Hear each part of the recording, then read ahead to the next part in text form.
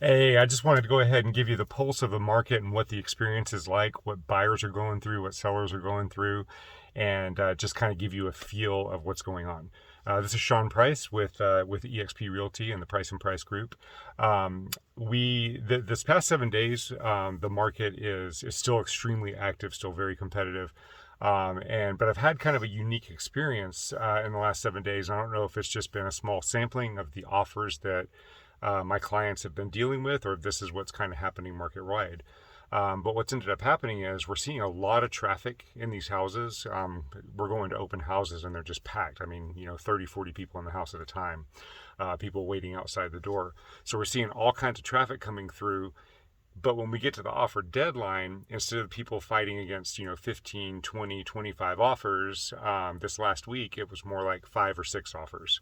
So I don't know if that's again market wide. I'm just able to share with what my buyers have gone through with the offers that we've written this week. So it could be that the inventory is starting to increase a little bit. So even with the increase in buyer activity, there's enough inventory there for people to have some choices. So these offers, multiple offers, are getting spread over multiple properties. Not really sure what's going on with that, but that's the pulse from a buyer's perspective. Is there's a lot of traffic, but it just seems like there's been less offers per property, and that could just be could be a fluke. It could be right back to 15 to 20 offers this week. The market is a strong seller's market, and we'll get to the graph here in a little bit. From a seller's perspective, your house is going to be extremely busy. You're going to get a lot of people coming through the house. It's going to be a lot of activity, and you are going to get multiple offers, and the offers are escalating, and they are getting very, very high. So the price points are still going high. It just seems like there's less quantity, but there's a lot of quality in the numbers of the offers that are coming in. Another thing that I noticed this week was we had two different offers actually that the primary buyer that won the offer ended up backing out for some reason. One of the situations, it appears that they offered so high and removed all the contingencies, and then when it got down to the actual brass tacks of doing the uh, getting through to settlement, they weren't able to perform, so they backed out. So we had that agent call us back.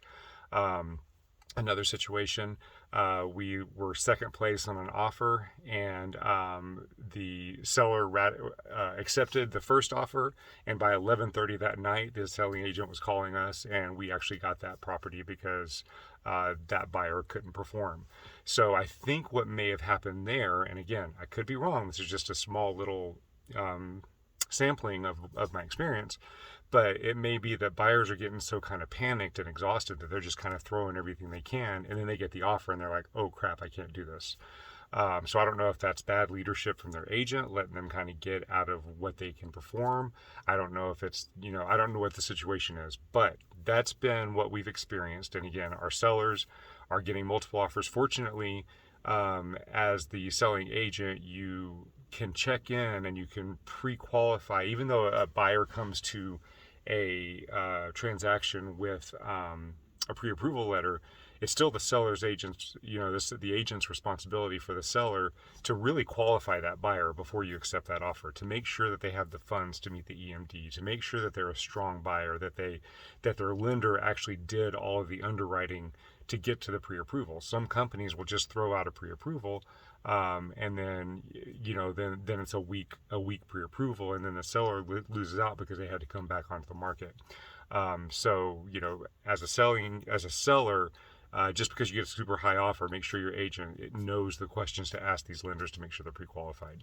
All right, so that's what's going on in the market. It's been a very hectic market. We've looked at over 45 houses this week, showing to multiple buyers, but we were able to get several buyers under contract. We ratified. Several contracts. We actually closed on several properties this week. So it's been a great week. It's been a successful week for our buyers that have stuck with it and just battled through. And it's been a successful week for sellers. So we'll get to the graphs and show you exactly what's going on, and see you on next week's market report. Okay, so here we are with the graphics for today's market report. You can see in the last 7 days, buyer activity has kicked up by 55%. But the good news for buyers is that inventory also kicked up by about 45%. So you can see there's still a discrepancy, there's still a gap. There's more buyers in the market than there are sellers. But you can see over in these past several weeks, it's been such a high difference. That's been the reason for the strength of the seller's market. And with this increase in buyer activity here, but the simultaneous increase in inventory, that brought us down to a little bit less of a competitive seller's market. Still extremely competitive, but we are seeing, buyers are battling, instead of battling 20 to 25 offers, they're battling, 6, 7, 8, 9 offers. So while it's not an opportunity for buyers to save money on houses, it is an opportunity for buyers to face less competition right now. So we'll see what happens. We'll see if the inventory continues to increase. What I kind of expect to see happening is, as this inventory increases, we'll see buyer activity increasing. Because keep in mind, when you look at a market report like from Redfin or a nationwide news market report, those are all using what we call lag stats, or stats that were from the past. These are stats that are what we call leading stats. So in other words, we're looking at the active under contract and the pendings. If we were looking at solds, we'd be looking at properties that went under contract, 30, 45 days ago. But because we're looking at active under contract and pendings, we're looking at properties that went under contract this week. So it's giving us current information. So we can see that buyer activity mimics inventory. When inventory starts going up, that buyer activity goes up because there's more properties to buy. So this seller's market, we don't see it stopping or slowing down anytime soon, but at least there's some inventory coming in to give buyers a little bit of an option, so there's not so much competition. All right.